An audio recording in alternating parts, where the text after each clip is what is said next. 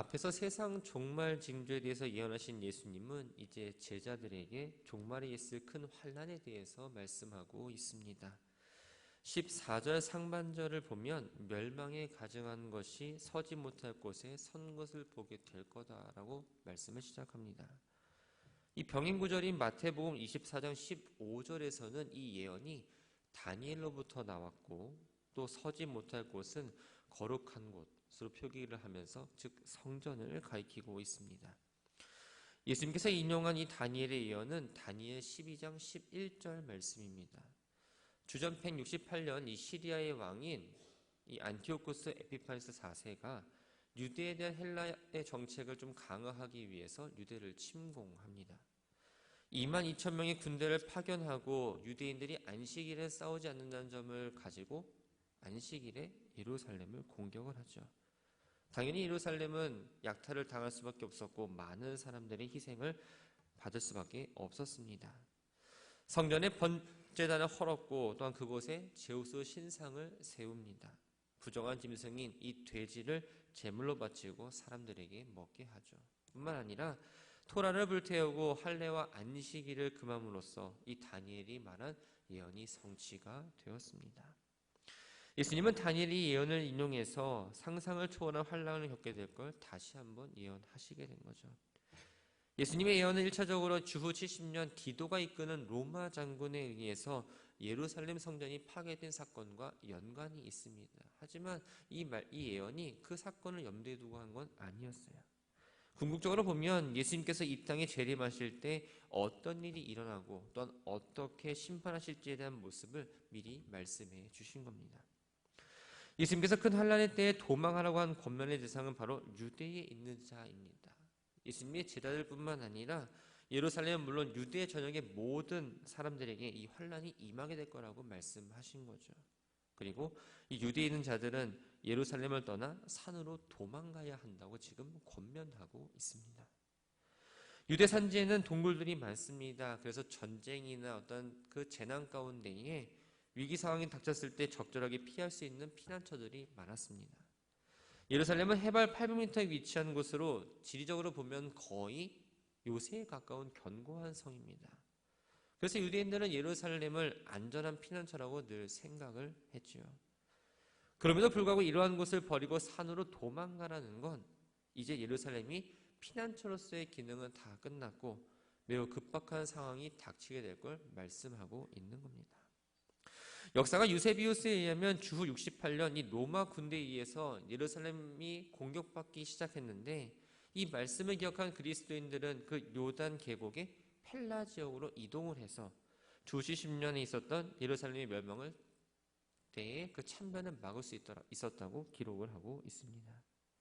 15절과 16절 말씀을 보면 이 심판이 긴급하게 이루어지는 걸 보게 됩니다. 먼저 15절의 말씀을 보면 지붕에 있는 자는 내려가지도 말고 집에 있는 무엇을 가지러 들어가지도 말라라고 말씀합니다. 당시 유대인의 집은 이 지붕이 평평했습니다. 그 지붕에서 기도를 하기도 하고 휴식을 취하기도 합니다. 또 이 지붕에서 밖으로 나갈 수 있는 바로 계단을 만들어 놨기 때문에 위급한 상황이 생기면 아주 신속하게 대피할 수도 있었습니다. 다시 말하면 지붕에서 기도를 하거나 혹 쉬고 있거나 밥을 먹고 있거나 이렇게 일상 가운데 있을 때 혹 환난이 닥치게 되면 집에 내려가서 중요한 물건을 찾아서 도망가는 것이 아니라 생명을 유지하려면 바로 도망을 가라고 지금 이야기하고 있는 거죠. 또 밭에 있는 자는 겉옷을 가지러 뒤를 돌이키지 말지어다라고 말씀하십니다. 이스라엘의 밤낮의 일교차는 매우 심합니다. 그래서 농부들이 밭에 일을 나갈 때에는 너무나 덥다 보니까 겉옷을 집에 두거나 혹은 겉옷을 입고 나가도 일하는 근처에 두고 일을 했습니다. 겉옷을 입고 나갔다면 일을 하는 동안에는 벗었다가 이제 집에 들어올 때는 다시 그 옷을 입고 들어왔죠. 그런데 일하는 가운데에 환난이 닥친다면 이 추운 밤을 버티기 위해서 비록 겉옷이 필요하다 할지라도 그 겉옷을 가질러 집으로 가거나 혹은 일터에 남아있던 그 옷이 있는 곳으로 가서 갖고 도망가지 말라고 지금 말씀하고 있는 겁니다. 이렇게 심판이 다급하게 이루어지면 가장 힘들게 피할 수 있는 사람은 누구일까요? 바로 아이를 뵌 임산부나 어린아이를 데리고 있는 엄마들입니다. 아이들도 챙겨야 되고 몸도 무겁기 때문에 이 환난에서 빨리 피신할 수가 없는 거죠. 예수님은 그들에게 화가 있으리로다라고 말씀하십니다. 이 화가 있으리로다라는 말은 성경에서 흔히 저주를 선언하는 데에 사용된 말입니다. 그런데 본문에서는 저주를 선언하는 게 아니라 이러한 위기 상황 가운데에서 피신하지 못하는 그 안타까운 사람들에 대한 그 불쌍함을 나타내신 탄식이었던 거죠. 18절을 보면 이 일이 겨울에 일어나지 않도록 기도하다라고 말씀하십니다. 당시 유대 지방에서의 겨울은 우기입니다. 비가 오면 당연히 물이 불어날 수밖에 없고 이동에도 제한이 있습니다.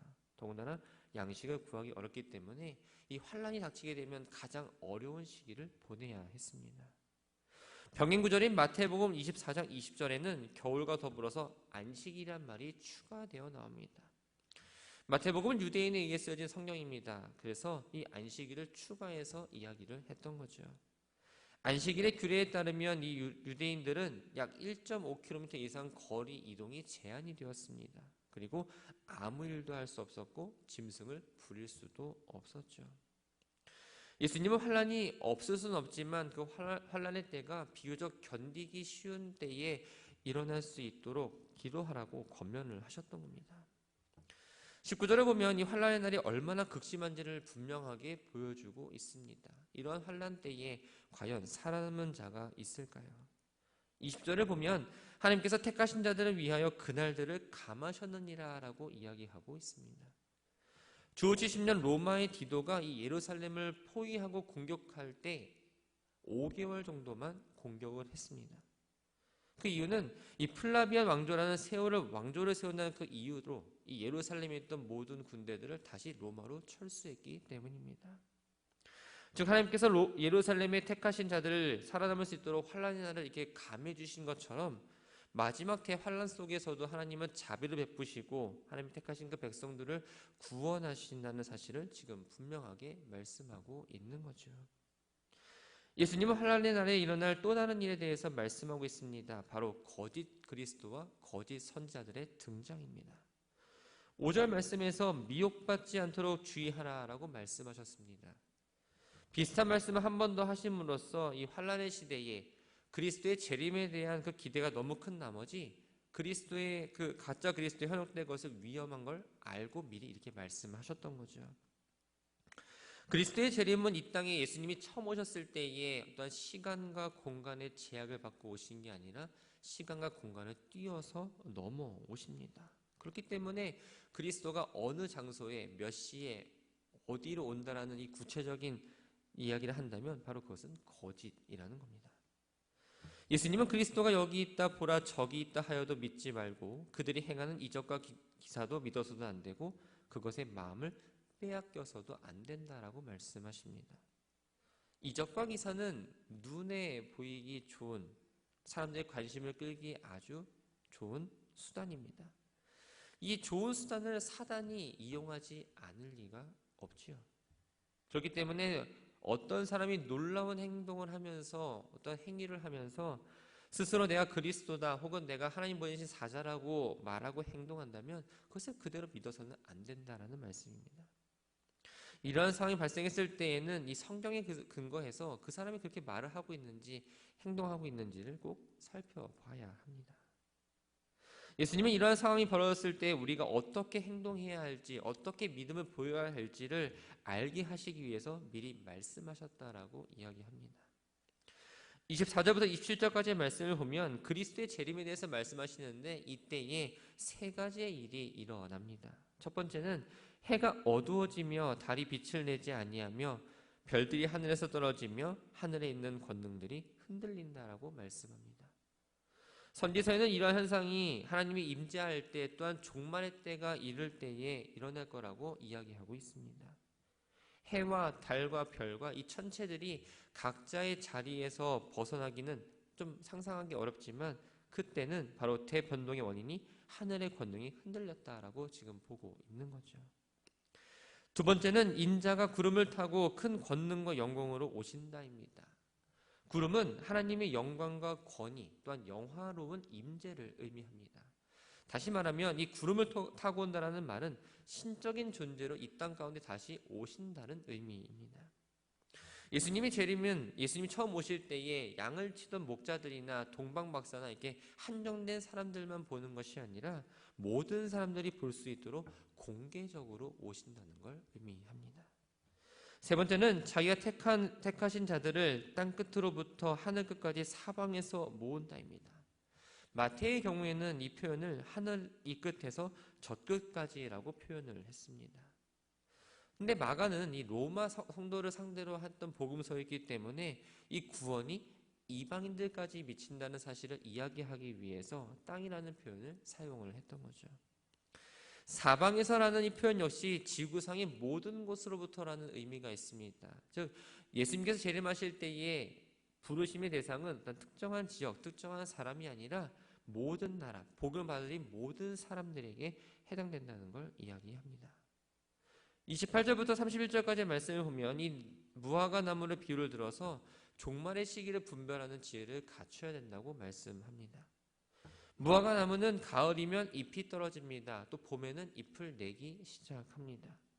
잎을 내기 시작하면 이 봄이 짧은 이스라엘에서는 이제 여름이 얼마 남지 않았다는 걸 알 수가 있죠.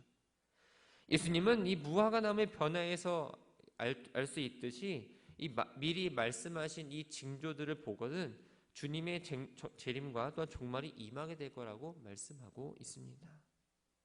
31절에서 천지는 없어지겠으나 내 말은 없어지지 아니하리라 라고 표현합니다. 천지는 하나님에 의해서 만들어진 이 세계에 있는 모든 피조물을 의미합니다. 하나님 만든 이 피조 세계는 영원하지 못하고 결국엔 없어지죠. 그러나 천지 이전에 계셨고 천지를 있게 하신 주님의 말씀은 권위가 있고 영원하고 반드시 성취된다는 것을 이렇게 표현해주고 있는 겁니다. 32절에 그날과 그때는 이 세상의 종말을 가져오는 심판자이신 이 예수님의 재림하신 날과 그 때를 말합니다. 그런데 이 종말의 날이 이르기 전에 그날이 가까웠다는 걸 알리는 여러 가지 징조가 나타나기는 하지만 막상 재림이 이루어지는 그 정확한 날과 그 정확한 장소에 대해서는 하늘에 있는 천사도 또한 지금 이 교훈을 말하고 있는 예수님도 모른다라고 이야기하죠. 이 말씀은 장차 그리스도가 재림의 때와 나를 안다고 하면서 이 성도들을 미혹하는 걸 미리 방지하고자 주의하도록 하신 주님의 말씀입니다. 예수님은 주의하라 깨어있으라 그때가 언제인지 알지 못함이니라 라고 말씀하십니다. 주의하라는 이유는 거짓 선문가 또 거짓 교훈, 거짓 선지자 또 적그리스도의 정체를 정확하게 구별하기 위해서이고 깨어있으라는 건 재림의 시기를 정확히 알고 있다면 미리 준비를 하겠지만 그 시기를 모르기 때문에 항상 영적으로 깨어 준비해야 한다는 것을 이야기합니다. 34절 말씀을 보면 어떤 사람이 타국으로 가면서 자기 종들을 불러 권한을 주고 각각 한 일을 맡겼다는 비유가 나옵니다. 이 비유는 예수님께서 교회와 성도들에게 일정한 권한과 사명을 주셨고 그 사명이 충성을 다하기를 바란다는 걸 알게 하기 위해서 하신 비유입니다. 사람이 집을 떠나 타국으로 간다는 건 바로 예수님께서 이 지상의 모든 사역을 마치고 하나님 우편의 보좌로 가신다라는 의미입니다. 그런데 이 타국으로 간다라는 말에는 영영 가는 것이 아니라 반드시 때가 되면 돌아온다라는 걸 의미하고 있습니다. 사람은 그리스도를 또한 집은 교회를 종은 복음 전파의 사명을 감당하기 부름받은 성도를 말합니다. 이들에게 주어진 권한과 사무는 바로 우리들에게 주어진 하나님이 주신 달란트라는 거죠. 특별히 문지기에게 깨어있으라라고 명령하고 있습니다. 문지기가 해야 되는 것은 집 앞에 있는 문을 지키는 일입니다. 즉 교회를 적그리스도와 거짓 선지자로부터 보호해야 하고 진리와 비진리를 구별해서 이 교회 안에 있는 성도들을 미혹되지 않도록 해야 한다는 겁니다. 그리고 주인이 언제 올지는 모르지만 그 주인이 왔을 때 문 밖에 서서 기다리지 않도록 늘 대기하고 항상 긴장해서 주인을 기다리고 있어야 한다는 걸 말합니다. 집주인이 저물 때인지 밤중일지 또 다굴 때인지 새벽일지 언제 올지 모릅니다. 저물 때는 오후 6시부터 9시, 밤중은 오후 9시부터 자정, 또한 다굴 때는 자정부터 오전 3시, 또한 새벽은 오전 3시부터 6시를 가리킵니다. 이 말은 결코 잠을 자서는 안 되고 항상 깨어 있으라는 말이 아닙니다. 예수님이 이렇게 밤 시간에 세분하게 나눠서 말씀하신 이유는 예수님의 재림은 언제 올지 모른다는 걸 이야기합니다. 그렇기 때문에 성도들은 영적으로 나태하거나 게으름으로 벗어나서 언제든지 재림하실 예수님을 늘 맞이할 준비를 하라는 의미이죠.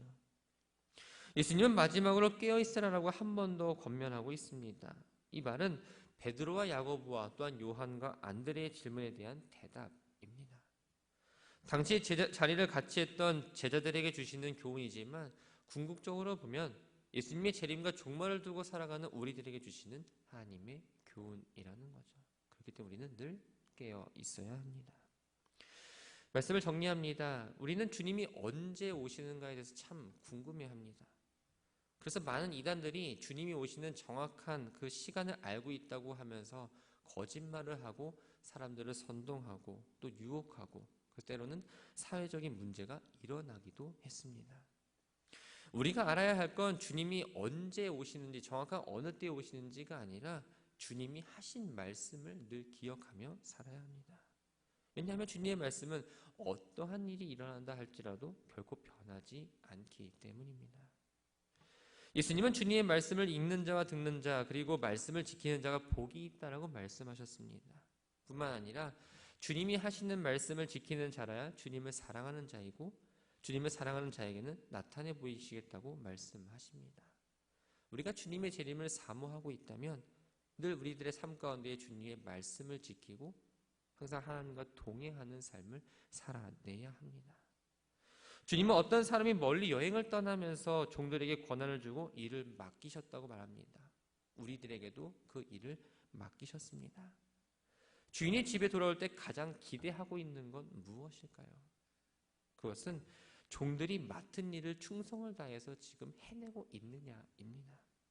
여러분들은 늘 깨어 있으십니까? 새벽을 깨워서 나오는 육적 깸이 아니라 영적으로 늘 깨어 있으십니까?